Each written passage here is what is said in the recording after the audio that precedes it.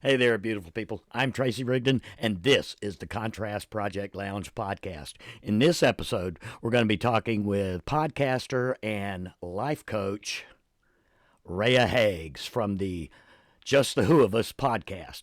Are you guys ready for this? Let's do it.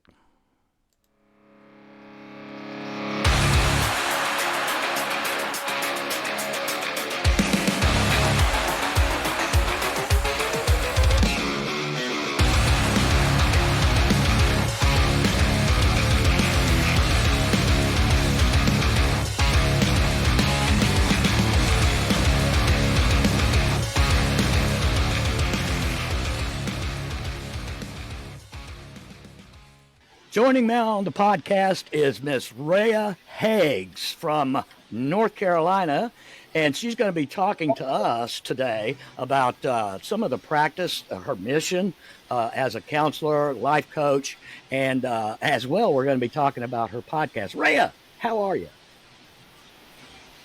Hey, I'm doing even better now. I'm excited to be here. Well, I'm glad you could make it. I really am.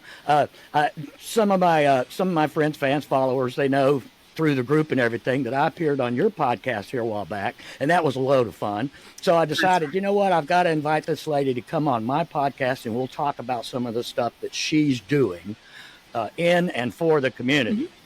What exactly? Tell us a little bit about. First of all, I believe I'm pronouncing this right, philology. Yes.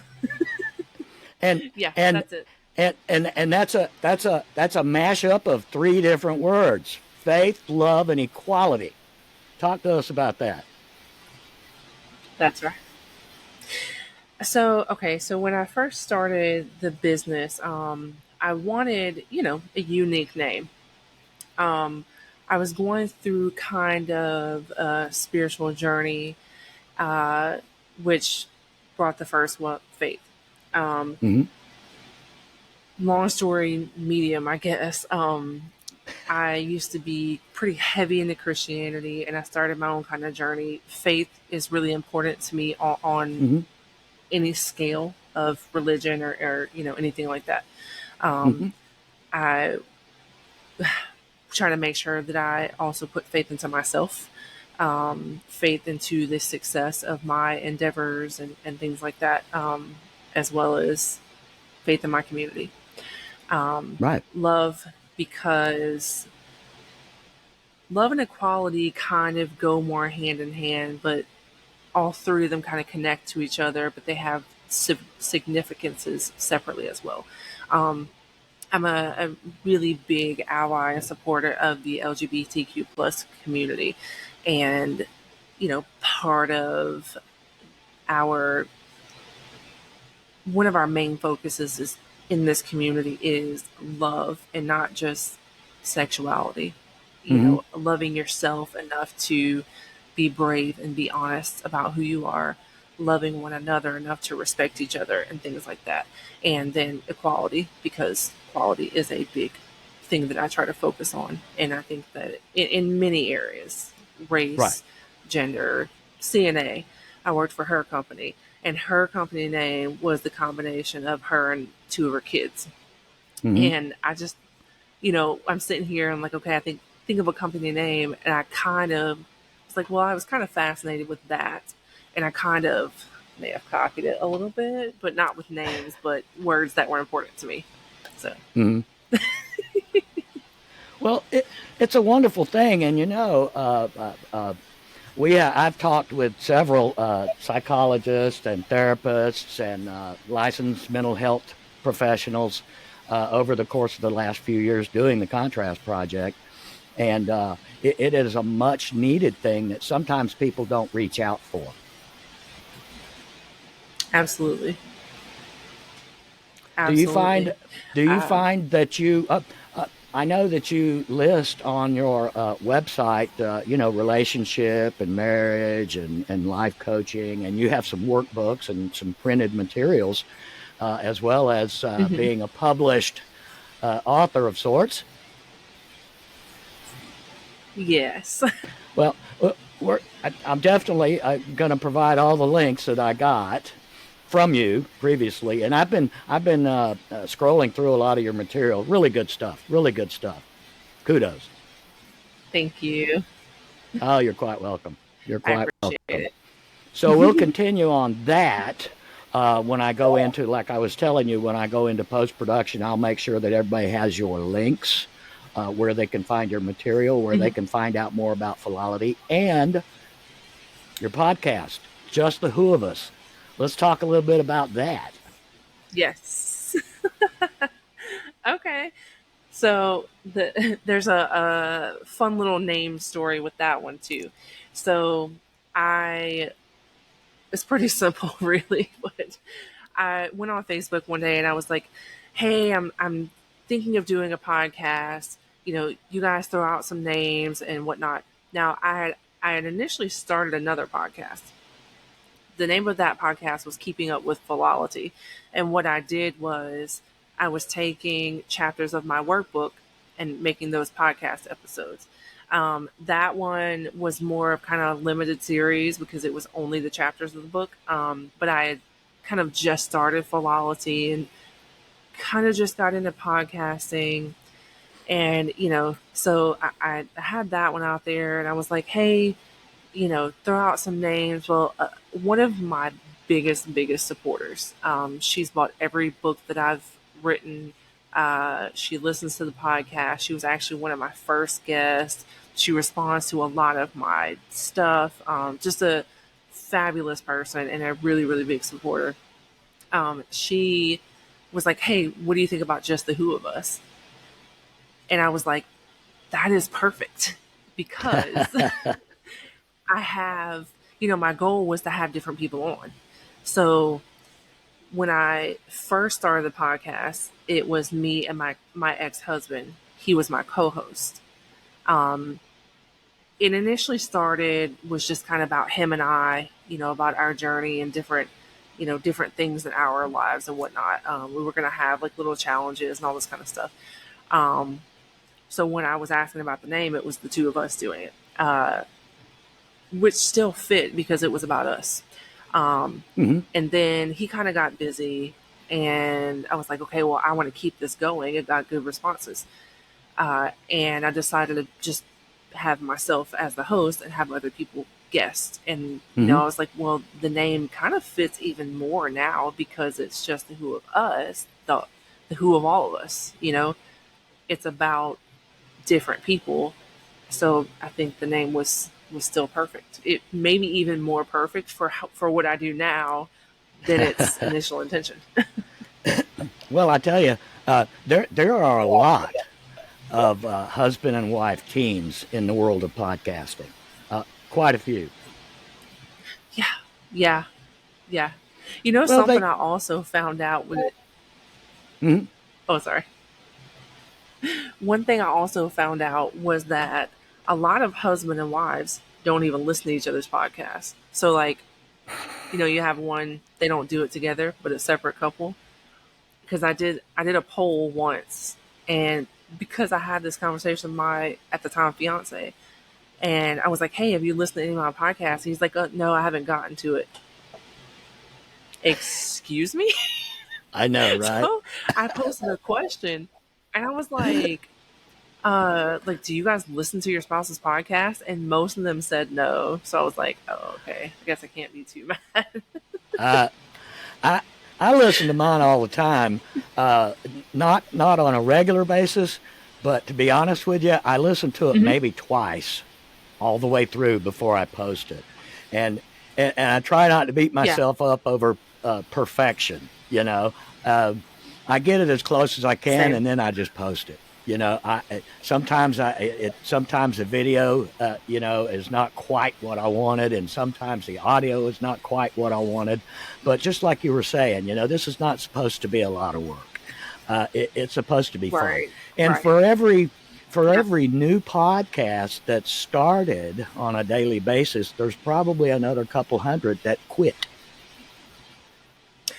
Yeah. Yeah.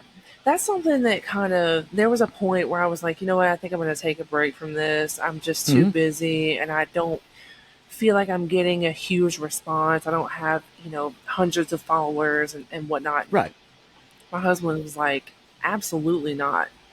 He's like, what you're doing and you're consistent with it and you do have people that listen and interact and things and you put work into this. He's like, Hmm. most people who start these things don't keep them up.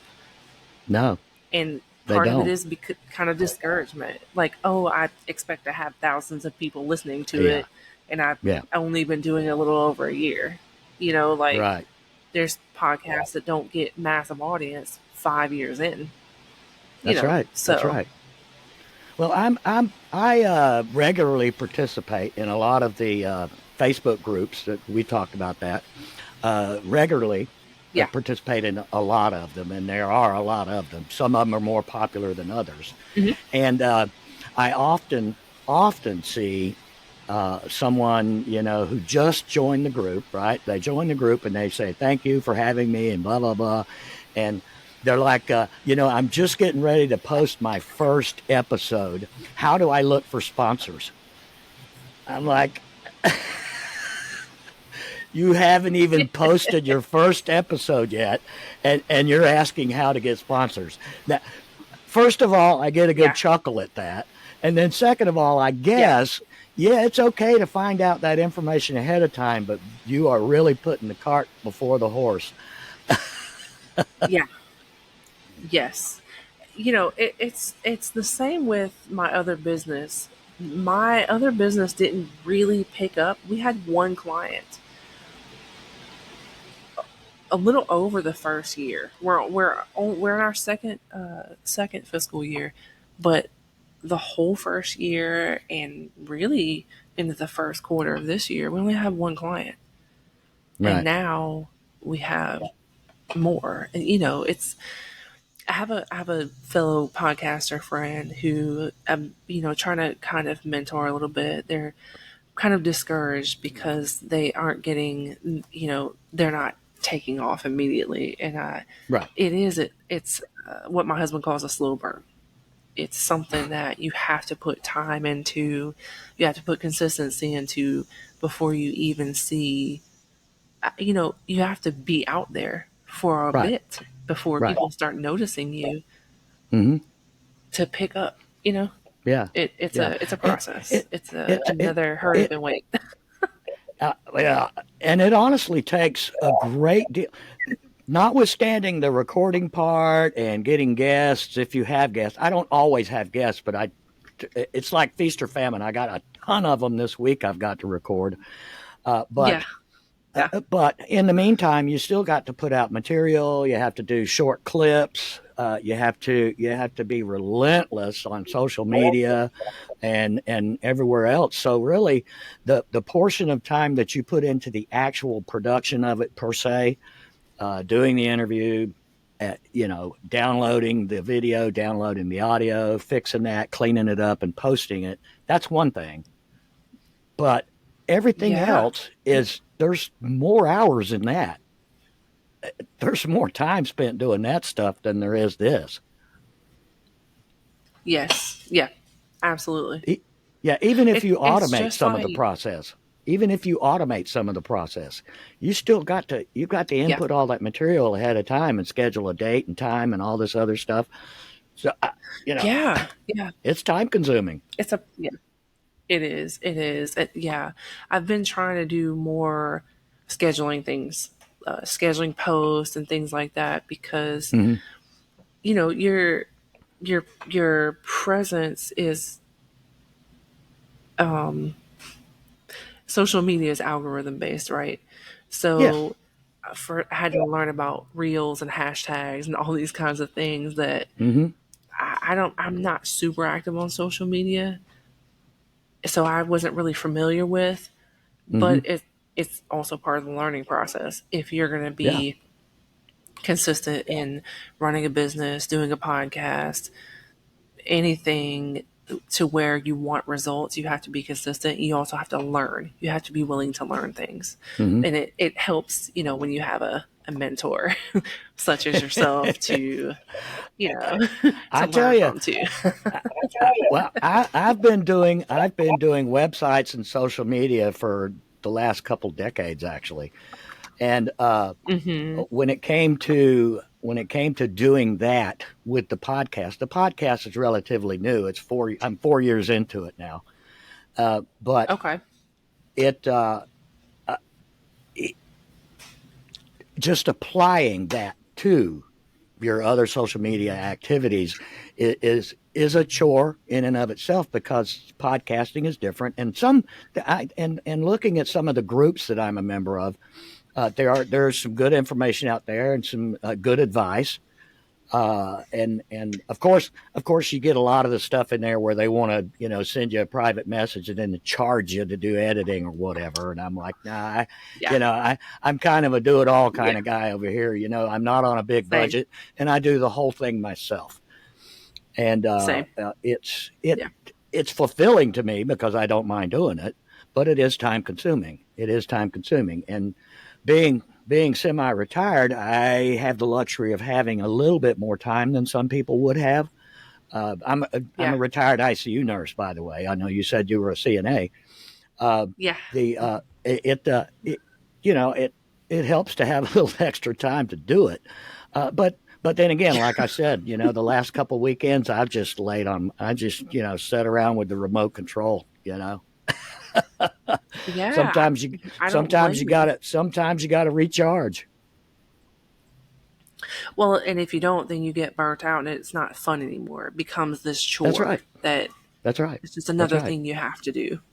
Hmm. Yeah. Hmm. Yeah, I truly enjoy doing it, and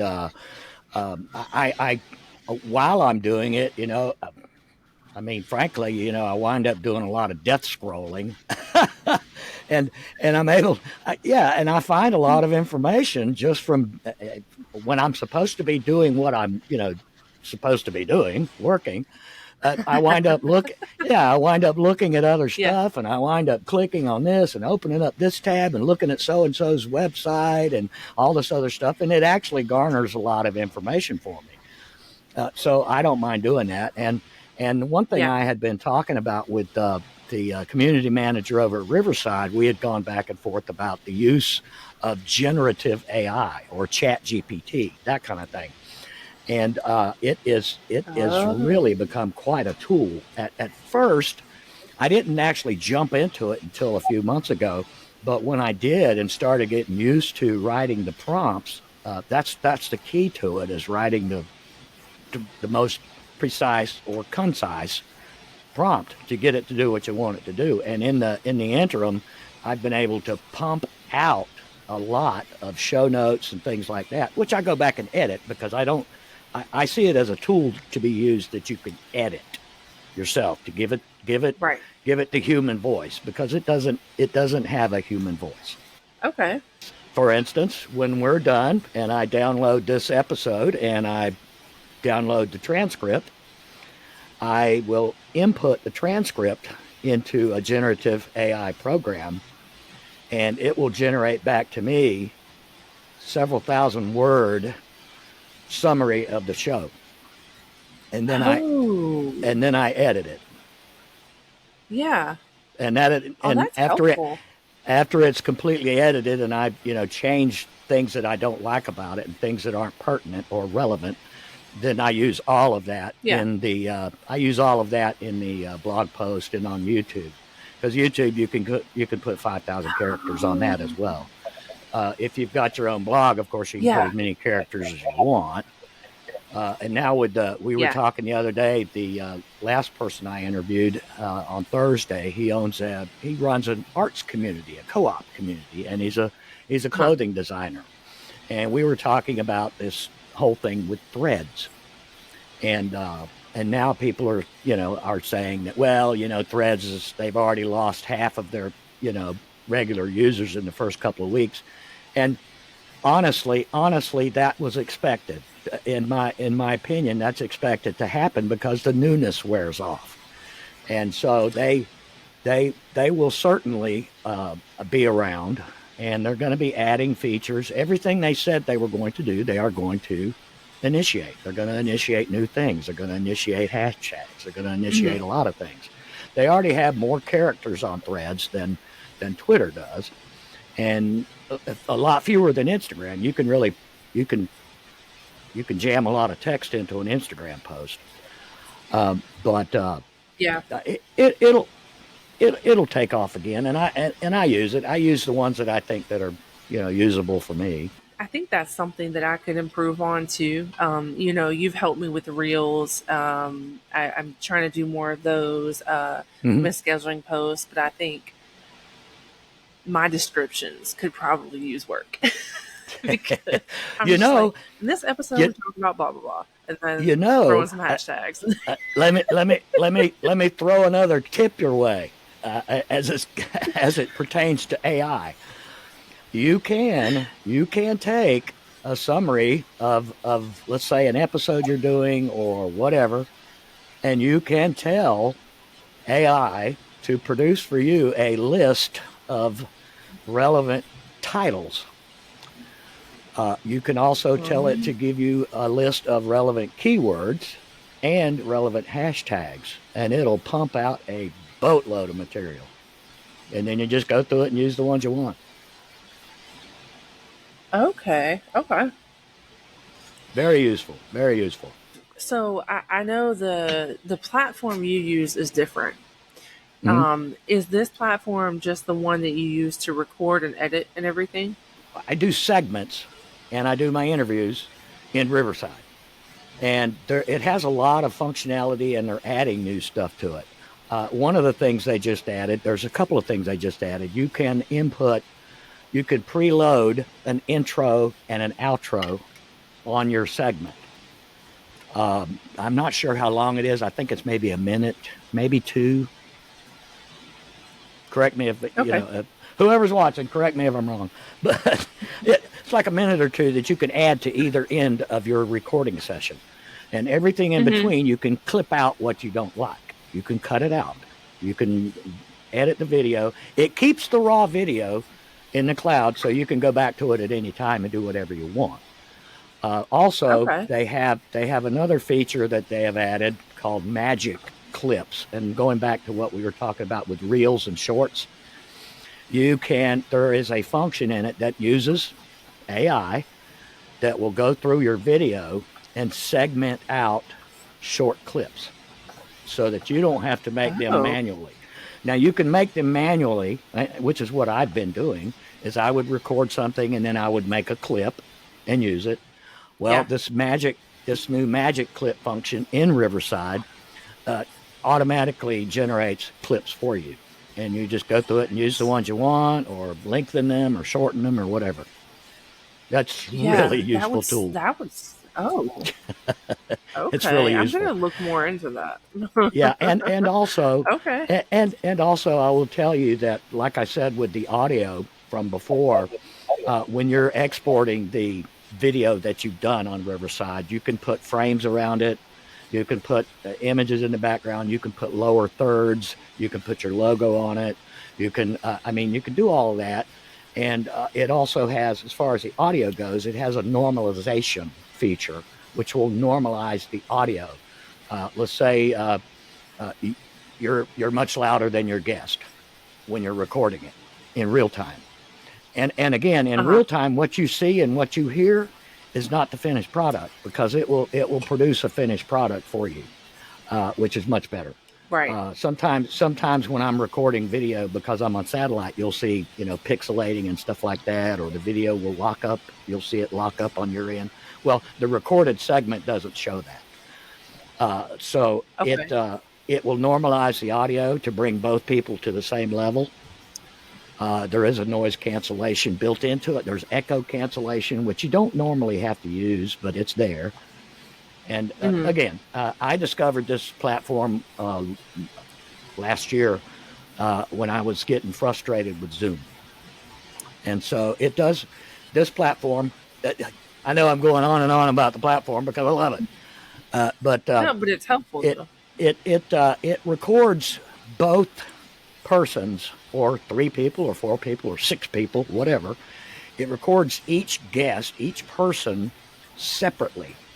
It will record Oh, your end using your browser. It will record your end and sends it to the cloud, and it records my end on my end and sends it to the cloud, and okay. then they're spliced together on the other side.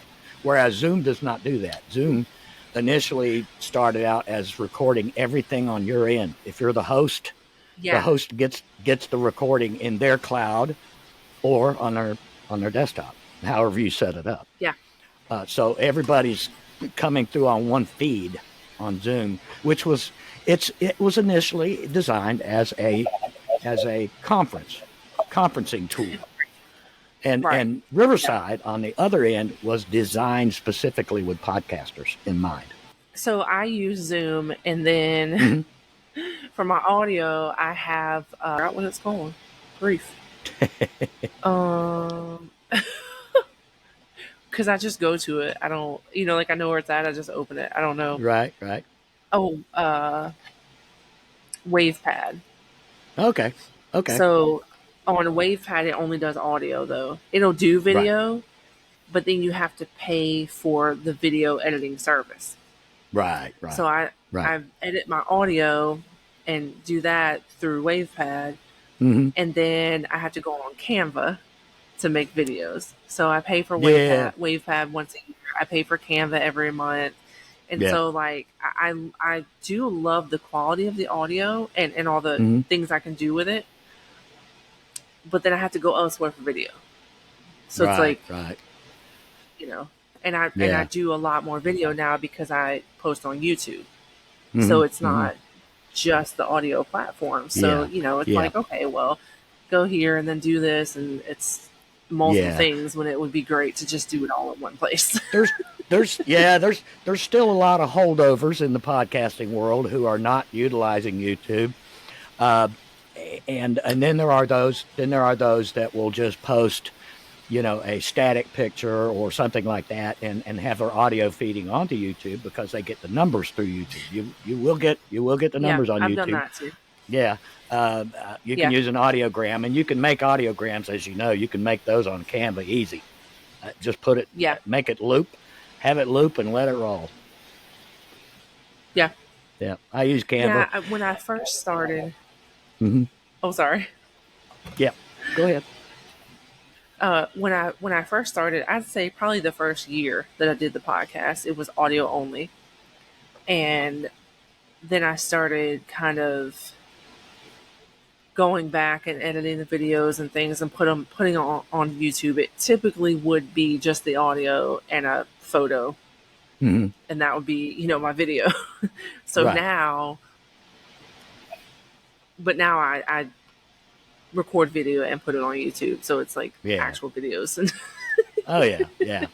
Yeah. I but you can started tell the right. difference because if you go Yeah. back, I it's just yeah. I went right from the start. I started doing the podcast on YouTube from the very beginning. oh, and okay. and and then I would just take out the audio, separately, a separate track. I would take the audio out, and then I'd dump it into Audacity. I use Audacity; it's free. I dump it into Audacity, beef it up a little bit, and then I put it on Spotify, and it's worked fine for me, and I'm happy with it. And I do my graphics in Canva, and make audiograms and that kind of stuff. So it's like I said before, it's a time consuming endeavor for all this stuff, but for me, I Yeah. thoroughly enjoy it. I thoroughly enjoy it. So do you go through and post on different platforms, or do you have like a hosting site? Because I use Podbean, and they put it on like 6 or 7 different platforms. Yeah, Spotify for podcasters does the same thing. It used to be Anchor, and Okay. they purchased, yeah, Spotify, the regular Spotify Yeah. channel. They purchased Anchor, years and years ago, and they didn't actually migrate it till earlier this year. So now it is called Spotify for podcasters. It's still the same look and feel as Anchor, Oh, and it makes sense. automatically, yeah, there's two different links. There's Spotify, which you're going to be on, and then there's Spotify for podcasters. Right, right. But they're essentially the same. I mean, the Spotify platform itself, when you look at it, it's nicer to look at, but you're there anyway. Somebody's going to see it or hear it. You Yeah. can upload your video. You Well, can upload videos to Spotify, but I just upload my videos to YouTube, hmm. and then I embed them on my website, and the website works real well because you've got the embedded video at the top of the page, and then all down from there is the blog post, links, and everything else, and it can be unlimited in the amount of material I put. Oh, okay. Well, Mm-hmm. the Spotify thing makes sense because on Podbean, one of the platforms it posts to is Spotify, Yeah. but lately it's been disconnected, and I couldn't figure out why. But that makes sense. If there's a separate platform for the podcast, then Yeah, that would yeah, make and sense you as to you why may it's need you not. may need to just resubmit your RSS feed. There's a Yeah. lot of if you go in the uh, on your dashboard in Spotify for podcasters, there is a page where all the distribution is, all the sites, all the other streaming services that it goes to. Some of them are automatic, and some of them you have to go to their site and submit your RSS feed. Most of them are automatic, and that's fine with me. I have gone to some of the other ones and submitted my RSS, and it works perfect. So, it's just how much time you want to put into it. I try not to Yeah. spend an awful lot of time on any one single platform. Okay, that makes sense. Spread my time out a little bit. Yeah. That's one thing I like about using Podbean is I can go and I upload it and it just goes, and I Hmm. don't have to, Yeah. except for Yep. YouTube. Yeah. Um, Yep. I do go in and do YouTube separately because of Yeah. video, because Podbean is just audio. So Yeah, I've put it on my distant radar to go back and republish some of the. See, if you go on your WordPress site, if you have a WordPress site, whatever I do, uh but if you go on your website, you can republish, change the date of your actual episode. If you let's say you want to go in and huh. edit, it's good to edit sometimes and add things to an older blog post because it actually that goes straight to the Google bots. So it helps to Gotcha. refresh it helps to refresh the Google bot where you're at. So Okay. you can change the date of publish to today, for instance. You go in and find an episode that's a year old, go into it and just change Yeah. it to today, and it'll change it. Same thing with YouTube. You can go in, maybe edit one line. It's all you got to do, really. Edit a paragraph, add a paragraph, do whatever. Change your Yeah. hashtags. If you can even change your hashtags if you want to do that, and then just Yeah. change the publish date to today, and it is resubmitted to the Google bots. Hmm. Okay. Another Because tip. I've been going back and trying to just like post old videos, like just Hmm. share them. Hmm. Um, but I didn't think about doing that. Yeah. When you do that, when you change the date, it'll put them at the top of your page too. It'll take that old episode and it'll now be the one at the top. If you Yeah. change the date and Okay. whatever, yeah, it puts it at the top of the list. All the way to the top. Same thing on my website. Same thing. If I change the date on anything, it goes to the top. Okay. That's adding relevance. Yeah. But this is just one of the things with being kind of newer that I don't really think about, Yeah, yeah, yeah, yeah. Sometimes I'll even go in if I have an old episode that I really like on YouTube. Uh, and there's a few of them that I really stuck out of my mind as being exceptional. And so I Yeah. may even go back in and change the thumbnail just so it looks different. I might go into Canva and make a whole new thumbnail and upload it just to make it look fresh. It's the same old episode, but Yeah. you may have changed some of the words in the written portion of it, the description, the blog post, what have you, and adding a fresh look to it. Because let's face it, sometimes when I started this thing several years ago, I was really new to Canva, and so some of them look a little corny, right? Let's face it. You practice you practice at Canva and you finally get the hang of it. It's like with anything, you practice Yeah. and things, some of the stuff starts looking a little better. So, I it's not beyond me to go pick up an old episode and change the thumbnail just to make it look new. Yeah. Well, that just kind of goes back to why it's important to stick with it. Don't give Hmm. up in the beginning because it's hard or it's a slow kind of start. It's important to stick with it if it's something you're really passionate about because you learn as you go. A year from Hmm. now, you're going to be in a completely different place. You'll be more Yeah, experienced. 3, 4 years from now, you'll be even further along. And had you given up 4 years ago, you wouldn't be where you are now. it's all good. It's all good. Well, Rhea, it's been fantastic chatting with you. Before we go, let's Same. go ahead and do a quick recap about why you do what you do in philology. Why is it you do what you do? Um, I do what I do because I know that there's a lot of untapped potential within most of us. Um, I've experienced certain things in life that had I known what I know now kind of thing, they could have gone differently or I could have been more successful at them or I could have loved myself a little bit more through them. And it's important to me to take the life experience and the knowledge and the education that I have to use it to try to help other people who otherwise may stay in a dark place, may not reach the potential they could reach because they don't either have enough self love or have enough um, education or, Mhm.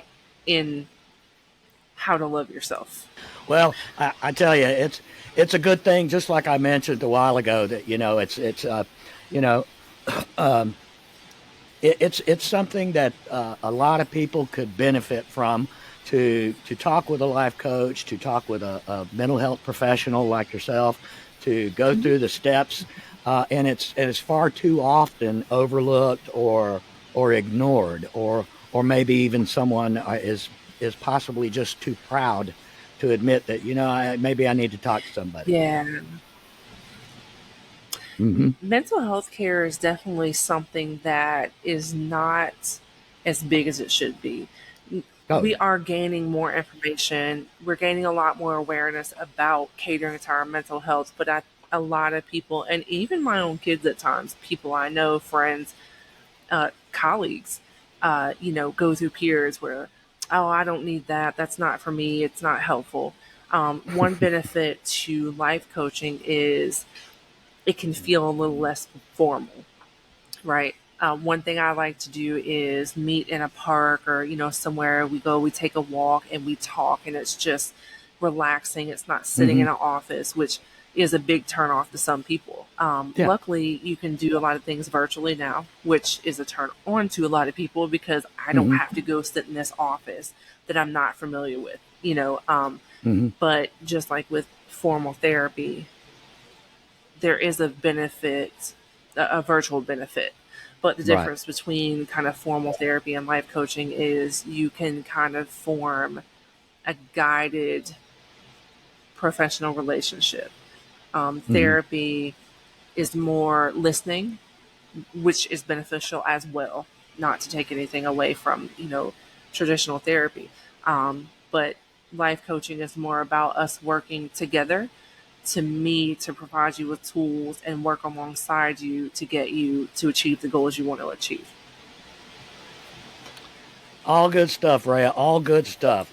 I tell you what, you're always welcome on this program, and we'll definitely Thank you. be. I'll be providing everybody with your information in the description of everything, and in the notes that I provide on the website and on the YouTube channel. So everybody's going to know how to get in touch with you. Expect your phone to start ringing off the hook.